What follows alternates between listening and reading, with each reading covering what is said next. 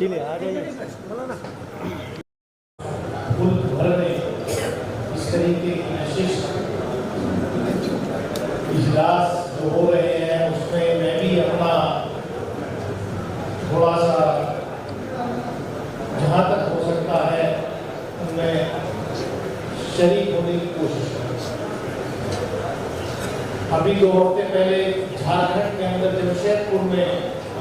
बहुत बड़ा इजलास था।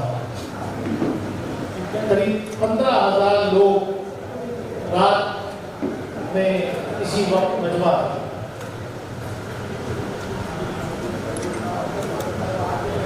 मैं वक्त अमेंडमेंट एक्ट की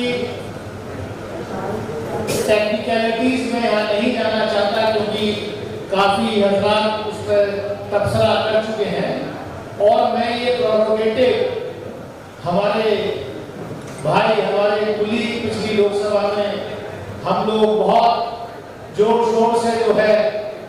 पार्लियामेंट के अंदर लोकसभा के अंदर रहते थे। आपके नुमाइंदे अरविंद सावंत जी को लिए छोड़ता हूँ क्योंकि वो जेपीसी के भी कन्वर्टेड टेक्निकलिटीज के बारे में वो बात करेंगे। मैं इतना ही कहूंगा कि ये जो वक्फ अमेंडमेंट एक्ट है ये सिर्फ वक्फ की जायदादों का ही मसला नहीं है, ये सरकार की नीयत का मसला है कि इस मुल्क में जो संविधान में आइन ने सभी मजहब के लोगों को जो अख्तियार दिया है कि वो अपने मजहब के मुताबिक उनको आजादी है कि वो कैसे जिए, अपने जो इंस्टीट्यूशंस हैं वो कैसे उसका रख रखाव करें। ये सिर्फ वक्फ की जायदादों पर हमला नहीं है, ये हिंदुस्तान के आइन पर हमला है, ये हिंदुस्तान के संविधान पर हमला है। इतना ही कहूंगा कि आज ये लड़ाई सिर्फ मुसलमान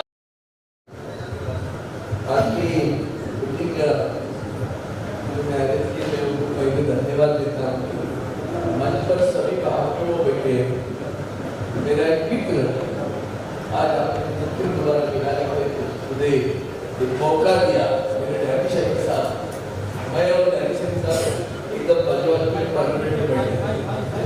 और आज इतने दिनों के बाद एक वर्ष हुआ नए लोकसभा के बाद एक वर्ष हुआ डैडी शहीद साहब आज मिले, मुझे उसका ज्यादा आनंद है। मंच पर अनिल पटेल जी है, शुक्र जी है, सलमान जी है, उसको भाई को लिखा था सभी बैठे यहाँ। एक ही बात कह सकता हूँ, वही बात यहाँ जो बैठे हैं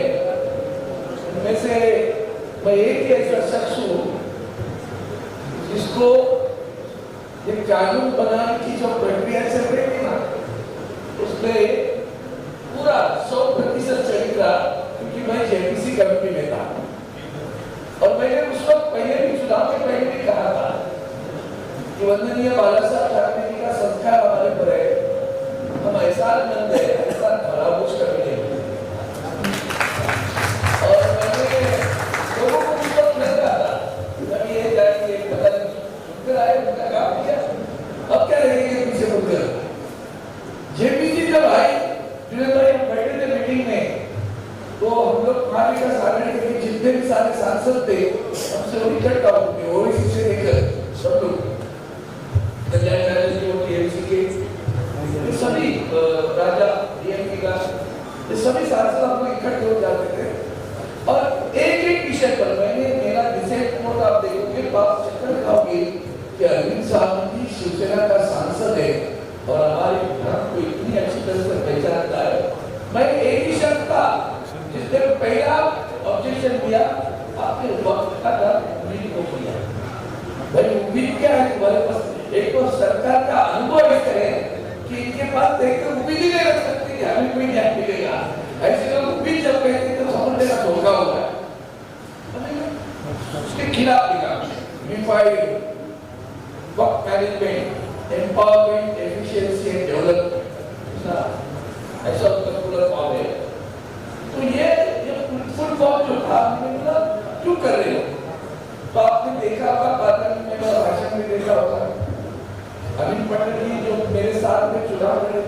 लिए खड़े, बहुत काम किया सभी लोगों ने। सबसे ज्यादा वोट मुझे भाईकाला विधानसभा और ये मुंबई विधानसभा ने दिए। इन्होंने जवाब नहीं दिए और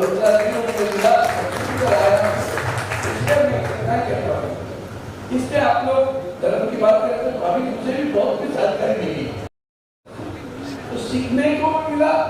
कुछ गलत चीजें हुई उसके लिए बड़े चार्ज मिल गए। हमारे बोर्ड के कुछ लोगों ने अगर अच्छी ढंग से काम करके कितनी अच्छी, मतलब उसका प्रिंसिपल इतना अच्छा है कि बहुत सारे लोगों पे गलत फहमी फैलाई गई है। पहली गलत फहमी क्या है, कोई क्या है जमात से में ये हॉस्पिटल में हो गई थी, ऐसा थोड़ा ही होता है भाई। उसके लिए मैंने कहा था कि पुराने 200 साल 300 साल के रिकॉर्ड मांगने बैठे तो कैसे होगा। हमारा वामसीगल एक पोर्टल है, सरकार का पोर्टल है, उस पोर्टल पे वक्त की सारी जमीन प्रॉपर्टी उसकी रजिस्ट्रेशन हुई है। अब जिसकी रजिस्ट्रेशन हुई उसकी दोबारा फिर हमने कहा कि यही बात सभी लोगों को बचाने के लिए, अगर हम हिंदुओं की बात करें जब मंदिर को मिल गया उत्खनन में कहीं, तो क्या करोगे, उनसे पेपर लाओगे, तब पेपर कहां से आएगा। आगे चलकर किसी को वक्त कर रहा है, इतनी बड़ी बात है। बदल जी ये वक्त शब्द है ना, बोले हम बहुत सारे लोगों को मालूम नहीं था, उसके जो मैं भी था बहुत जानता था। अल्लाह के नाम पे हम मेरी प्रॉपर्टी पैसे जो कुछ है मैं दान करता हूँ, उसके पीछे मेरा क्या है बंदे रहता है कि इस प्रॉपर्टी से जो कुछ आप करोगे वो हमारे कौम की पढ़ाई के लिए, शिक्षा के लिए, स्वास्थ्य के लिए जो जो कुछ सुविधा दे सकते हैं उसके लिए कर रहा है। मुंबई में तो क्या वो लाभ नहीं होता है, ऐसे क्या करेंगे। वहां से लेकर अजमेर के यहाँ से भी झगड़ा है, अजमेर में भी झगड़ा। वो झगड़ा ये है कि वो जो पुराने मुस्लिम लोग हैं वो हमारा मैनेजमेंट को और कर रहा है, झगड़ों की वजह से सरकार को चार्ज मिल गया कि भाई कुछ नहीं मिला। अब जब मैं बैठता हूँ ना, आपने तो बहुत अनुभव किया, कमेटी में आपके गांव के लोग सामने बैठे, सामने बैठे दोस्तों, भाइयों बहनों और साथियों, फानूस बंद जिसकी हिफाजत को हवा करे वो शम्मा क्या मुझे इसे रोशन को खिला है। इन तारीखों के नाम में जो वक्त किया गया है उससे नजर उठा के देखा। आपने देखा कि जब ये बिल, अमेंडमेंट बिल पेश किया गया तो जैसा कि मैंने मौलाना दलेवर साहब पहली बात का जिक्र किया है कि बीजेपी की 2014 में हुकूमत आने के बाद में कोई भी बिल जो पेश किया गया और पास हुआ, ये वक्त अमेंडमेंट बिल ये पहला बिल था जिसको गवर्नमेंट को मजबूर होकर अपने घुटने टेक करके जेबी के सामने बिना। ये बिल जॉइंट पार्लियामेंट्री कमेटी में गया और जितने जॉइंट पार्लियामेंट्री कमेटी के इंडिया अलायंस के मेंबर थे, एक मेंबर ने उस बिल का विरोध किया। सावंत साहब थे, तमाम लोगों ने उसकी मुखालफत की, बस जो उनका ताकत थी, उनके बल था, उसको उन्होंने जेबी की रिपोर्ट बना के पार्लियामेंट में पेश किया। जब ये बिल पार्लियामेंट में वोटिंग के लिए बहुत जब ये बिल पार्लियामेंट में वोटिंग के लिए आया तो इस देश के 232 एमपी ने 232 एमपी ने इस बिल के विरोध में वोट किया। 232 एमपी की ताकत क्या होती है? तकरीबन 50% हिंदुस्तान के 50% हिंदुस्तान के लोगों ने इस बिल के खिलाफ वोट डाला और 232 एमपी में हजरत कितने मुसलमान एमपी है? 24, सिर्फ 24 मुसलमान एमपी थे। तो इसका मतलब ये है कि तकरीबन 210 वो एमपी थे जो कि मुसलमान नहीं थे।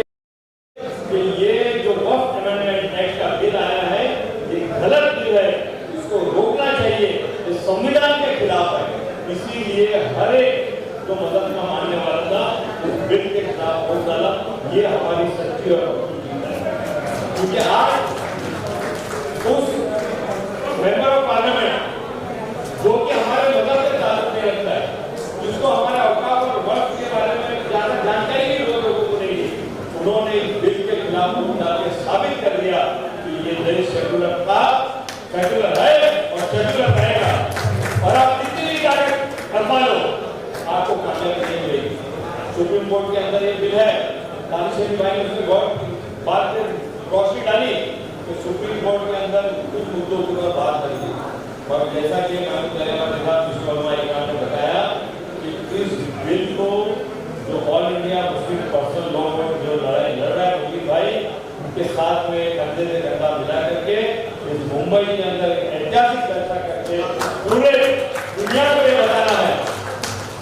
कि ये जो बिल पार्लियामेंट में पास हुआ है, ये संविधान में कहीं खराब नहीं रहता है। ये बिल को वापस लेना चाहिए और हमारे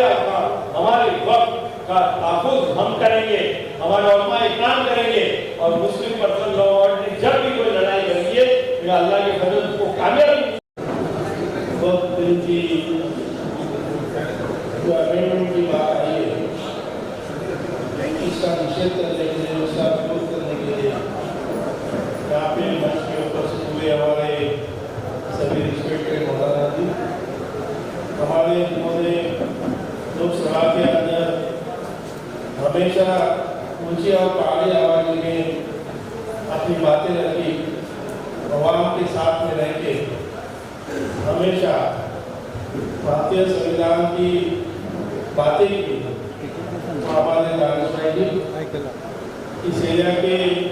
MP सम्मानीय अरविंद सावंत जी जो JCP के मेंबर्स थे और उन्होंने कमेटी के अंदर